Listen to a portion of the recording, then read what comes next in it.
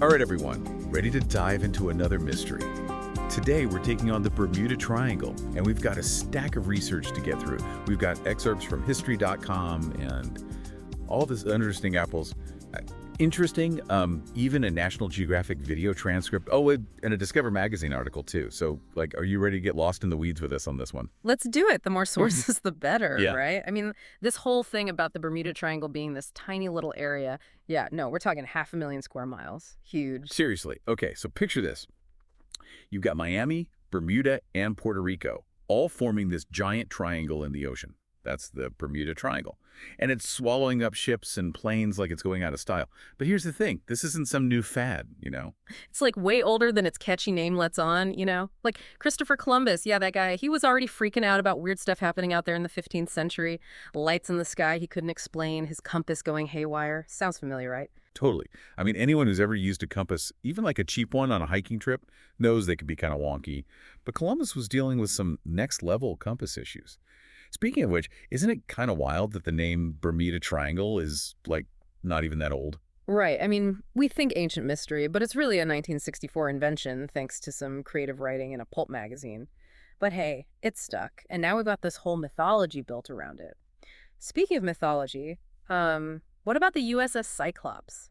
Vanished in 1918, over 300 people, poof, gone. Yeah, that one's like the ultimate ghost ship story.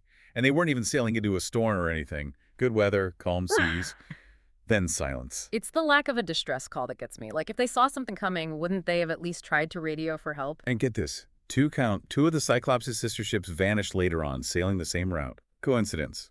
I don't think so. It's like that whole area is cursed or something. Yeah, and then just a few years after the Cyclops, you've got Flight 19, 5 Navy bombers, gone, vanished without a trace. And then, to make matters worse, one of the rescue planes sent after them. That disappeared too. It's like something out of a horror movie. And the radio transmissions from the Flight 19 pilots talking about their compasses spinning, the sky looking wrong, gives me chills just thinking about it. But, it's not just these big dramatic disappearances, right? We also got all those stories about ghost ships just drifting aimlessly out there. Oh, yeah, those are creepy. Apparently over 1,600 documented cases of abandoned vessels just floating around like something out of a pirate movie. And that number, that's from a U.S. hydrographic survey back in the late 1800s, so legit data. 1,600. That's not just a few isolated incidents. That's like a whole fleet of ghost ships. What could possibly make that many experienced sailors abandon ship? It's mind-boggling. Right.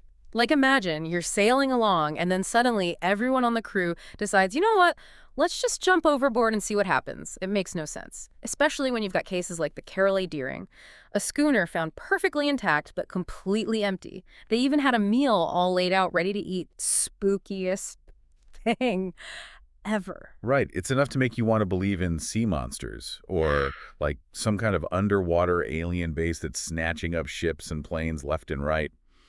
But I know you're not buying any of that, are you? You've got some more, shall we say, grounded explanations for us, right? Well, the thing is, the ocean itself is already a pretty wild and unpredictable place, even without the alien conspiracies. Sure. Take the Gulf Stream, for example. It's this incredibly strong current that runs right through the Bermuda Triangle. And back in the day, before GPS and all that, it could easily throw a ship way off course. Right, like a giant invisible river in the ocean. You wouldn't even know what hit you. Exactly. And then you've got hurricanes. The North Atlantic is basically a hurricane breeding ground. Okay, so we've got strong currents, we've got hurricanes, but those can't explain everything, can they? That's the thing. While some disappearances, yeah, they line up with major storms, there are plenty that don't. So we've got these crazy strong currents, hurricanes popping up left and right. It's like trying to sail through a minefield out there. Don't forget about rogue waves. Those things are the stuff of nightmare. Rogue waves. Okay, those sound like something straight out of a pirate legend. Are those even real? Oh, they're real, all right. We're talking walls of water, sometimes over 100 feet high, just appearing out of nowhere. Even in relatively calm seas, they can snap a ship in half like it's a toothpick. No way, like that wreck in the National Geographic video. They said the ship was literally broken in two. Exactly. And the crazy thing is, with modern wave models and all that, we're realizing that rogue waves might be a lot more common than we used to think, especially in areas where different wave patterns collide, like, the Bermuda Triangle. So you're telling me it's not just big waves, it's freakishly, monstrously huge waves that can pop up out of nowhere. Okay, now that part of the ocean is starting to sound less like a mystery and more like a death trap. But those ghost ships, though, let's talk about those. Even if a ship didn't sink, what could make experienced sailors just abandon it like that? That's where the psychology of it all gets really interesting. Remember how we were talking about the effects of stress on the brain? Yeah, how our brains basically short circuit when we're under pressure. Right. So imagine you're on a ship, middle of the ocean, storms rolling in, maybe you're low on supplies, fear and exhaustion are setting in, people aren't thinking straight. Yeah, I can see how things could spiral pretty quickly. And in that state of panic, what might seem like a good idea at the time, like, I don't know, maybe launching the lifeboats, even if it's a long shot, suddenly seems like the only option. It's like that fight or flight response kicking in. But instead of fighting, they're fleeing into the middle of the ocean. Exactly. And then throw in things like dehydration, which can mess with your judgment, even cause hallucinations. Wait, hallucinations? Are we talking like sea monsters and mermaids here? Well, maybe not sea monsters, but even mild dehydration can amplify fear, make you see things that aren't really there, or misinterpret what you're seeing. So what might seem like a perfectly reasonable decision in that moment, like abandoning ship, could actually be the worst possible choice. That's terrifying. So you're saying that a lot of these Bermuda Triangle disappearances could just be a combination of bad luck, natural forces, and a whole lot of human error. It's a possibility, right? We love a good mystery. We like to blame the unknown, but sometimes the simplest explanation is the right one. And the power of the human mind to freak out under pressure, well, that's a force to be reckoned with. Totally. Okay, but what about all those stories we hear about compasses going haywire and stuff? Is there any truth to that? Well, there is something called the frequency illusion. It's like once you become aware of something, you tend to notice it more, even if it's not actually happening more often. So we hear about the Bermuda Triangle messing with compasses, and suddenly, every time a compass acts up anywhere in the world, we're like, must be the Bermuda Triangle. So it's not that there are actually more disappearances in the Bermuda Triangle.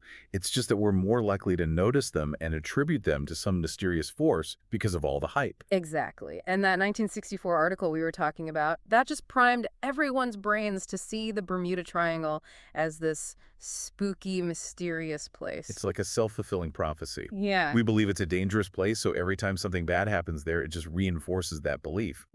But if that's true, why aren't insurance companies freaking out? That's the thing, right? They're not. And those are the people who literally calculate risk for a living.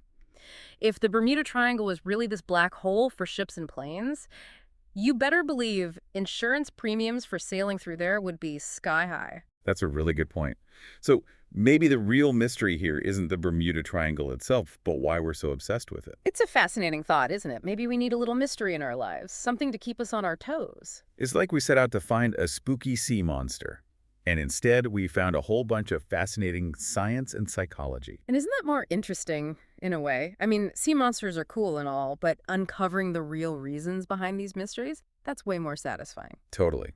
I feel like we always say this, but the more you learn about something, the more you realize how much you don't know, right? And when it comes to the ocean, we're just scratching the surface. It's true. And for centuries, people have looked at the Bermuda Triangle and just filled in the blanks with their views and fantasies. And sure, some of those fantasies are pretty out there. But the reality is we've got these incredibly powerful natural forces at play. Rogue waves, the Gulf Stream, magnetic weirdness, stuff that makes even the craziest stories seem almost possible. And don't forget the human element. Panic, exhaustion, dehydration. Those things can turn even the most experienced sailor into, well, not their best selves. So it's like, even with all our technology and fancy navigation systems, the ocean can still humble us pretty quickly. It makes you wonder, doesn't it? What else is out there, hidden beneath the waves, just waiting to be discovered? Right. And maybe that's the biggest takeaway from all this. It's not about finding all the answers when it comes to the Bermuda Triangle. It's about the journey of exploration, about realizing that some things will always remain a mystery. Well said. And honestly, isn't that more exciting? A world with a little mystery left in it. Absolutely. Well, there you have it, folks. Another deep dive successfully navigated. No mysterious disappearances or rogue waves to report this time. It's been a pleasure as always. And to everyone listening, thanks for coming along for the ride. We hope you learned a thing or two, maybe got a little spooked. But most importantly, we hope you keep exploring, keep asking questions, and never lose that sense of wonder.